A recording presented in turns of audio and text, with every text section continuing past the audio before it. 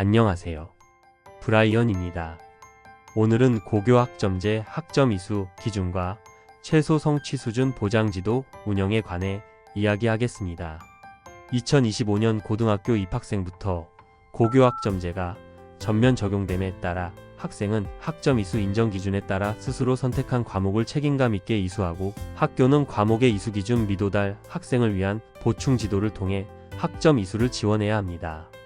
학생들은 고등학교 3년간 교과 174학점, 창의 체험 활동 18학점, 총 192학점 이상 이수해야 졸업할 수 있습니다. 교과의 경우 과목 출석률 3분의 2 이상 출석, 학업 성취율 40% 이상 충족하면 학점을 이수할 수 있습니다. 가령 4학점이라면 한 학기가 16주이므로 64시간의 수업을 진행하는데 3분의 2는 42.6시간이므로 43시간 이상 이수해야 학점 취득이 가능한 겁니다. 학업 성취율은 반드시 100점 만점에 40점에 해당하지 않으며, 추정 분할 점수를 사용할 경우 교과마다 40%에 해당하는 점수는 달라집니다. 물론 추정 분할 점수로 평가 계획을 세웠다면 지필, 수행평가 전 반드시 학생, 학부모에게 공지해야 합니다. 창의적 체험 활동의 학점 인정 기준은 3년 전체 활동 시간의 3분의 2 이상의 출석입니다. 창의적 체험 활동은 3년간 18학점을 이수합니다. 한 학기가 16주이므로 총 288시간에 해당합니다. 이 중 3분의 2인 192시간 이상 출석하면 이수하게 됩니다. 물론 출석 인정 결석은 출석 인정에 포함됩니다. 교과의 경우 출석률 3분의 2와 학업 성취율 40% 이상 두 기준을 모두 충족해야 이수가 됩니다. 만약 학업 성취율 40%에 미도 달했을 경우에는 최소 성취 수준 보장 지도를 통해 학점 취득의 기회를 줍니다. 최소 성취 수준 보장 지도는 1학점당 5시간의 보충 지도를 해야 하므로 4학점 과목이 미도달 됐을 경우에는 총 20시간의 보충 지도를 해야 합니다. 학생은 총 보충 지도의 3분의 2 이상인 14시간 이상 참여하면 모두 이수 처리됩니다. 하지만 학기 말에 14시간의 보충 지도를 몰아서 하게 되면 방학에 학생들을 불러야 합니다. 학기 중 예방 지도를 50% 인정해 주므로 학기 초 미도달이 예상되는 학생들은 반드시 학기 중 수업 시간을 통해 별도 지도와 학습 상담으로 예방지도 10시간을 하는 것이 좋습니다. 그래야 이 학생들이 최종 미도달 되었을 경우 학기 말 보충 지도로 과제학습 4시간을 부여하면 총 14시간의 보충 지도를 받았으므로 모두 이수 처리가 되는 것입니다. 학업 성취율은 40%를 넘겼지만 과목 출석률이 3분의 2 미만인 학생에게는 최소 성취 수준 보장 지도에 준하는 추가 학습을 통해 학점 취득 기회 제공해야 합니다. 성적이 산출되지 않는 교양 과목도 포함됩니다. 아마도 예체능 운동 선수들이 해당할 수 있을 것 같은데요. 학교에서는 학업 성취율은 충족했기 때문에 비교적 적당히 학기 말을 이용해 과제나 학업 계획서 등 통해 지도하고 이수 처리하면 될 것 같습니다. 창의적 체험 활동은 자율, 진로, 동아리를 말합니다. 성적이 산출되지 않으므로 만약 3년간 창체 출석 일수가 3분의 2 미만, 즉 192시간 미만인 경우 학교에서 방학을 포함한 학기 내 창의적 체험 활동 운영 또는 학교 밖 교육 등을 통해 학점 취득 기회를 제공해야 합니다. 제가 볼 때 창체 출석률 미도 달 학생은 거의 없을 것으로 보이며 학기 중 추가 창체 지도를 통해 이수시킬 수 있다고 생각합니다. 성적이 산출되지 않는 교양 과목은 과목 출석률 3분의 2 미도 달 시 최소 성취 수준 보장 지도에 준하는 추가 학습 지도를 통해 이수시킬 수 있습니다. 이 추가 지도 내용은 논의가 필요하며 학기 초 계획에 반영해 놓아야 합니다. 학업 성취율 40% 미만인 학생이 최소 성취 수준 보장 지도를 이수할 경우 성취도를 2로 부여하며 보충 지도 사실은 학생부에 기재하지 않습니다. 단, 학업 성취율은 충족하고 출석률을 미달한 학생이 추가 학습을 이수한 경우 출석률 미달로 인한 추가 학습 실시를 학교생활기록부에 기재해야 합니다. 최소 성취 수준 보장 지도 및 추가 학습을 이수하지 않아 최종 미이수한 경우 해당 과목의 학업 성적 결과를 미기재하고 비고란의 미수라고 기재해야 합니다. 물론 최종 미이수자도 해당 과목 수강자 수에는 포함하여 원점수 과목 평균, 석차 등급, 성취도, 성취도별 분포 비율 등 성적 정보는 산출합니다. 특수교육 대상 학생은 학점 인정 기준과 최소 성취 수준을 별도 적용하거나 미적용시키는 게 낫습니다. 또 기초학력 미달 학생은 기초학력 보장 지원법에 따라 학력을 지원하는 것이므로 미수 적용이 되지 않습니다. 따라서 기초학력 미달 학생은 별도로 파악해서 관리하면 됩니다. 그 수를 억지로 줄이면 안 됩니다. 우선 평가를 담당하는 연구부에서 예방 보충지도 대상자, 선정 및 지도 방법, 이수 기준 등의 사항을 포함하여 최소 성취 수준 보장지도 기본 계획을 수립하고 학업성적관리위원회 심의를 거쳐 학교장 결재를 받아야 합니다. 내년 신입생부터 미수가 적용되므로 올해 말 학교 규정을 바꿔야 할 겁니다. 최소 성취 수준 보장지도 계획을 수립했으면 학생과 학부모에게 학기 초 사전 안내해야 합니다.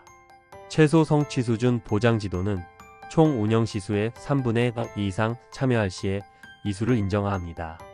사학점 과목의 미도달이 발생한 경우 총 20시간의 최소 성취 수준 보장 지도를 해야 합니다. 하지만 예방 지도를 50%, 즉 10시간 인정해 주므로 예방 지도 운영에 신경 써야 합니다. 기초학력 보장 지도 시간도 예방 지도로 인정이 됩니다. 학기 초 예방 지도 학생 선정은 별도 선정 평가를 실시하거나 전년도 대상 학업 성취도 반영, 학생 희망, 교과 지도 교사 및 담임교사 추천, AI 디지털 교과서 학습 분석 결과 등을 활용합니다. 학기 초 미도달 예상 학생을 파악해서 학기 중 수업 시간에 별도 지도와 학습 코칭을 통해 예방 지도를 하는 것이 가장 효율적입니다. 방과 후 지도를 할 경우 학교 운영위원회의 심의도 받아야 하고 학생 참여율이 낮으므로 좋은 방법은 아닙니다. 자칫 나머지 공부라는 인상을 줄 수도 있으니까요. 학기 말 미도달 학생이 최종 선정되었다면 방학 전까지 한 주 동안 4차 시에 과제학습을 부여하면 예방지도 10시간과 함께 총 14시간의 최소 성취 수준 보장 지도를 이수하게 됩니다. 방학까지 보장 지도를 할 필요가 없는 셈이죠. 미도달 예상 학생 파악과 예방지도 운영, 이수, 미수 통계 등은 교육과 정부에서 구글 스프레드시트를 이용해 관리하면 좋습니다. 저는 교직원 연수를 통해 최소 성취 수준 보장 지도 플랫폼 사용을 안내할 예정입니다. 만약 예방 보충 지도의 방과 후 또는 방학 기간 중 지도에 대한 사항은 학교 운영위원회 심의를 받아 운영합니다. 학기 말 최종 미수 학생 결과는 플랫폼을 통해 교무부 학적 담당이 취합합니다. 보충 지도 참여 학생의 이수 인정 여부는 학업성적관리위원회 심의를 거쳐 학교장이 최종 확정하면 됩니다. 최소 성취 수준 보장 지도 절차는 어느 한 부서의 일이 아닙니다. 우선 미수 예방 지도는 모든 교과가 해야 하는 것이고 학기 초 최소 성취 수준 보장 지도 계획은 평가 계획과 함께 연구부에 제출해야 합니다. 교육과정부는 학기 중 예방 지도와 학기 말 보충 지도 운영을 돕는 플랫폼을 지원하여 학생 파악을 해야 합니다. 마지막으로 교무부는 보충 지도 참여 학생의 이수 인정 여부를 학업성적관리위원회에서 심의해서 이수 처리해야 합니다. 생기부 담당은 출석률 미달에 대한 추가 이수 혹은 미수 학생들에 대한 학생부 기재 요령을 안내해야 합니다.